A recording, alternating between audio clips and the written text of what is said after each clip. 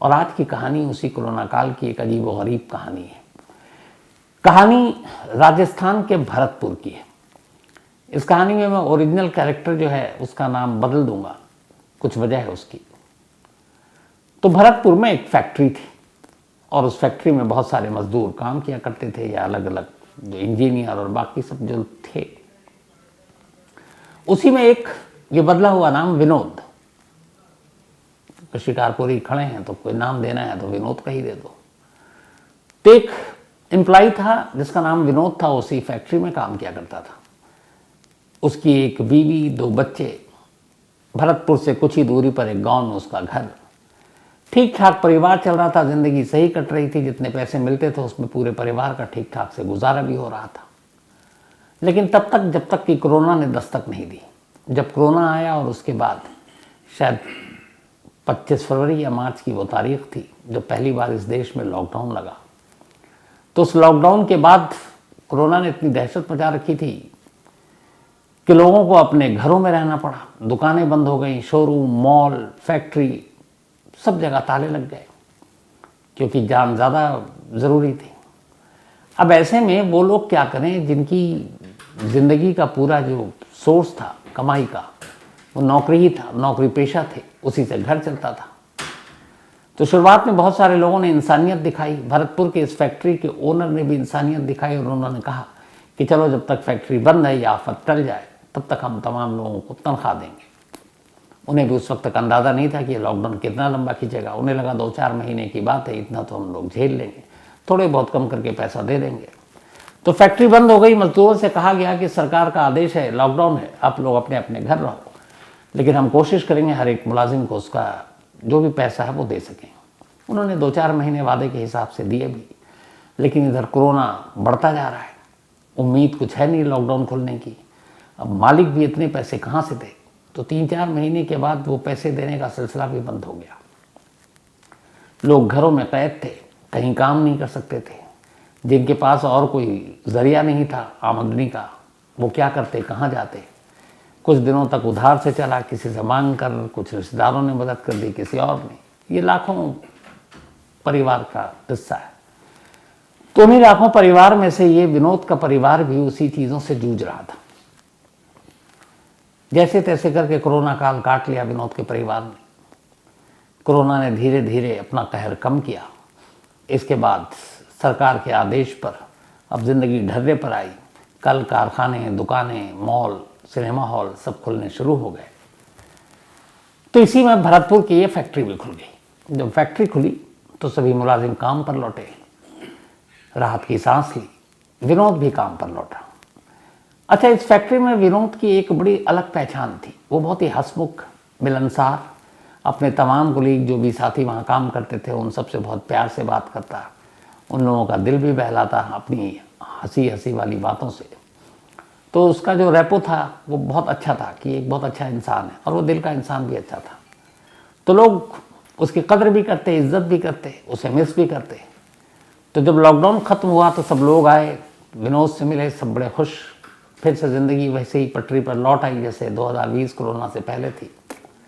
लेकिन इस बार लोगों ने महसूस किया कि विनोद के बर्ताव में कुछ तब्दीली आ गई है। शुरुआत में लोगों को लगा कि शायद इस कोरोना काल की वजह से बहुत सारी चीज़ें झेली हैं लोगों ने। विनोद के ऊपर भी बहुत सारे ऐसी मुश्किलें आई होंगी। फैक्ट्री बंद, तनख्वाह मिलती नहीं थी, पता नहीं परिवार कैसे चल रहा होगा, कैसे पल रहा होगा। तो ये सोचकर उन्होंने धीरे धीरे इन चीज़ों को इग्नोर किया। लेकिन उसके आसपास के लोगों को लगा कि अब विनोद उतना हंसमुख नहीं रहा। अब विनोद काम भी कर रहा और यहाँ तक कि अब वो ओवर टाइम भी करने लगा।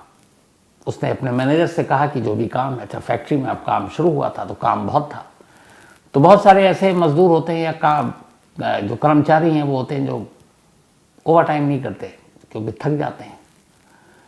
लेकिन उस फैक्ट्री में इकलौता विनोद था जिसने कहा कि मुझे ओवर टाइम भी करना है। अब वो ओवर टाइम भी करने लगा। हफ्ता, 10 दिन, 15 दिन बीता। एक दिन मैनेजर ने कहा कि तुम पूरे दिन की शिफ्ट करते हो, फिर रात को ओवर टाइम करते हो, तुम थकते नहीं हो, तुम्हें नींद नहीं आती। तो उसने कहा कि साहब हमें अब कहाँ नींद आती है। तो उसे लगा पता नहीं ये परेशान शख्स है, घर और परवरिश बच्चों की इन चीज़ों में इसके बोझ तले दबा होगा, इसी तरह ऐसी बहकी बहकी बातें कर रहा है। मैनेजर को भी लगा चलो ये काम अपनी खुशी से कर रहा है, ठीक है, करता रहा। बट एक रोज एक अजीब वाकया हुआ।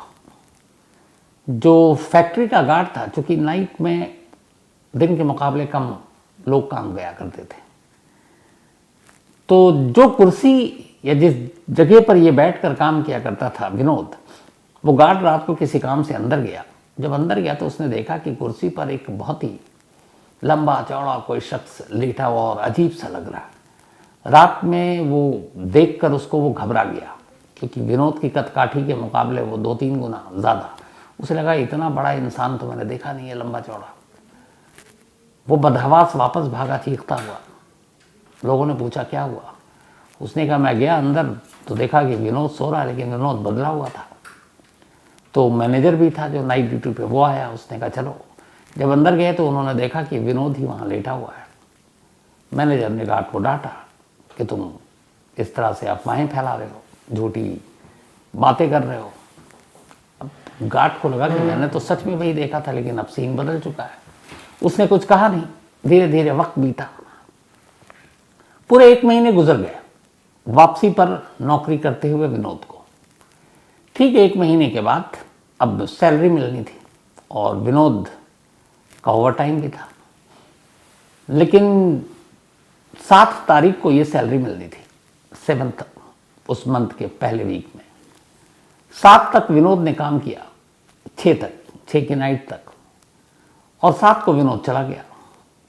अब अगले दिन आया नहीं, तो ये लगा कि वहाँ के मैनेजर और बाकी लोगों को, उसने लगातार दिन रात काम किया, ओवर टाइम काम किया है, तो शायद थका हुआ नहीं आया। लेकिन उन्हें बड़ी अजीब बात ये लगी कि वो अपनी तनख्वाह लिए हुए बिना ही चला गया, सैलरी ली नहीं और वो चला गया। तो उन्हें लगा कुछ ज़रूरी काम आ गया होगा गांव से।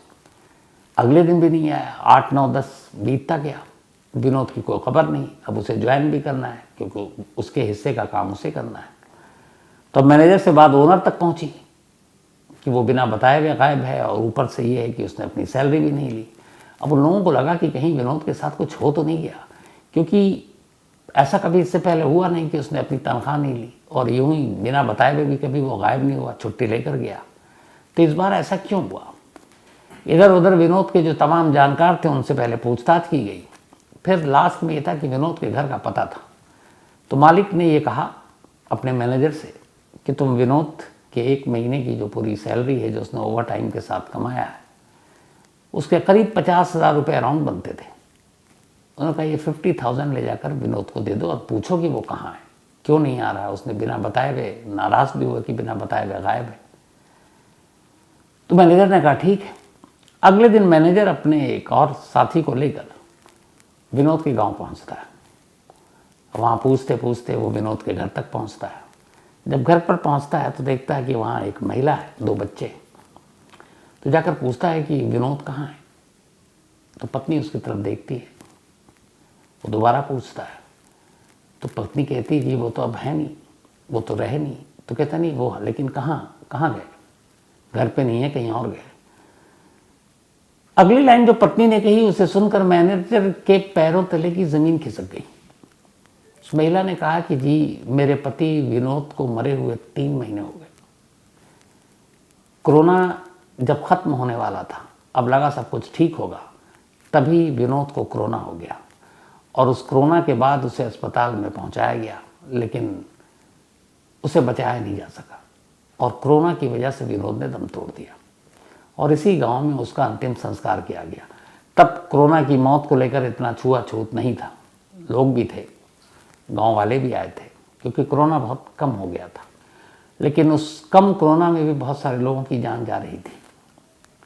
मैनेजर ने कहा कि आप क्या बात कर रही हैं भाभी जी, अभी हफ्ता भर पहले तक तो विनोद हमारे यहाँ काम कर रहा था, बाकायदा उसने ओवर टाइम किया।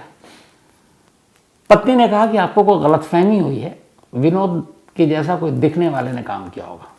उसने कहा, बोला कि मैं कई साल से उसी फैक्ट्री में मैनेजर हूँ, और मेरी विनोद से बहुत अच्छी बोलचाल है, हंसी मजाक भी है, मैं धोखा नहीं खा सकता। मैं उसकी आवाज़ भी पहचानता हूँ, उसके अंदाज भी पहचानता हूँ, उसका चेहरा भी जानता हूँ।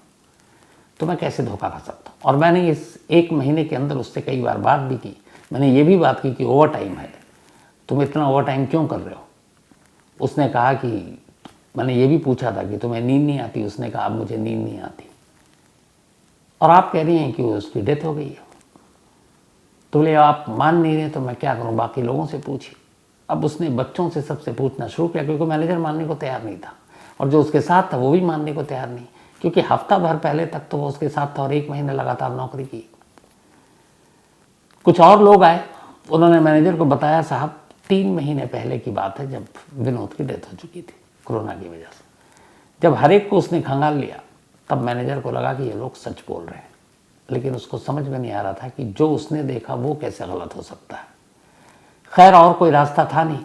बदहवास मैनेजर कहता है मुझे यकीन नहीं है, लेकिन फिर भी आप लोग कहते हैं तो मान लेता हूँ। फिर उसने जेब में हाथ डाला, एक लिफाफा निकाला और बीवी की तरफ दिया। बीवी ने कहा ये क्या है। उसने कहा आप कह रही कि 3 महीने पहले मर चुका है, लेकिन हमारी कंपनी या फैक्ट्री के रिकॉर्ड में उसने पूरे 1 महीने तक नौकरी की है। न सिर्फ नौकरी की बल्कि ओवर टाइम किया है और उसका अटेंडेंस भी है। तो उसका जो मेहनताना है, उसकी जो सैलरी है वो ओवर टाइम जोड़कर 50,000 रुपीज़ बनता है, 50,000। अब मुझे नहीं मालूम, लेकिन चूंकि हम लोग जानते हैं कि हमारे सामने उसने काम किया है तो इस सैलरी पर आप ही का हक है। ये विनोद ने नौकरी की, विनोद ने ओवर टाइम किया, तो ये विनोद के पैसे हैं। हमारे मालिक ने कहा ये आपको देकर आने के लिए। तो अब मैं बाकी की बात मालिक को बताऊंगा, लेकिन मैं चूंकि हम सब गवाह हैं, हमने ही देखा है, तो अब ये जब विनोद नहीं भी है तो हमारे सामने तो विनोद ने काम किया, हम किसी और को पैसे कैसे दे सकते हैं। इसलिए ये पैसे आपके, आप रख लीजिए। जैसी ये बात सुनी, बीवी ने लिफाफा खोला, पैसे देखें, बीवी अब पहली बार रो पड़ी। अब तक मैनेजर ने जब पूछा विनोद कहाँ है, क्या हुआ, उसने बताया सारी कहानी कि 3 महीने पहले डेथ हो गई, लेकिन बीवी की आंखों में तब तक आंसू नहीं थे। लेकिन जैसे ही उसने लिफाफा खोला और देखा कि 50,000 रुपये हैं जो बताया, बीवी रो पड़ी। मैनेजर ने पूछा कि आप क्यों रो रही हैं। उसने कहा मैं समझ गई इस पैसे के पीछे की कहानी क्या है। उसने कहा जब मेरे पति विनोद की डेथ हुई उसके बाद सारे रिश्तेदार एक एक कर चले गए।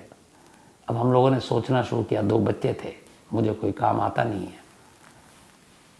तो बच्चों की पढ़ाई लिखाई और घर का चूल्हा कैसे जलेगा, कोई मदद करने को आएगा भी नहीं। और बाकी लोग ऐसे थे कि उन्होंने मदद भी नहीं की। तो मैं बड़ी परेशान थी और दोनों बच्चों को लेकर कि वो ऐसे इस उम्र में चले गए कि अब घर का क्या होगा। तो मैं एक दिन अपने बच्चों से रोते हुए ये बात कह रही थी कि अगर कोई हमारी मदद कर देता और हमें 40-50,000 रुपये दे देता तो हम इसी घर के बाहर एक छोटी सी दुकान खोल लेते और उस दुकान से हमारा घर चल जाता। बीवी ने कहा कि शायद विनोद ने ये बात सुन ली। अब विनोद का मतलब उसकी आत्मा ने। और उसने कहा कि देखिए ठीक 40-50 बोला था मैंने और अब आपने 50,000 ला कर दिया। मैनेजर ने कहा कि अगर वो ओवर टाइम ना करता तो शायद 35 से 40 के बीच में उसकी सैलरी बनती, पर ओवर टाइम करने की वजह से अराउंड 50,000 बना। अब मैनेजर को ये बात समझ आई, वापस गया, उसने मालिक को सारी कहानी बताई। फैक्ट्री में कोई ये मानने को तैयार ही नहीं था कि विनोद पिछले 30 दिन से यहाँ काम नहीं कर रहा था। लेकिन जब उसकी पत्नी की कहानी सुनी तब लोगों को यकीन हुआ और हर एक ने माना कि वो विनोद की आत्मा थी जो पिछले 30 दिनों से यहाँ काम कर रही थी, सिर्फ इसलिए कि वो उतने पैसे कमा सके जो अपनी बीवी को दे सके और बीवी उससे एक दुकान खोल सके जिससे वो और उसके बच्चे पल सकें।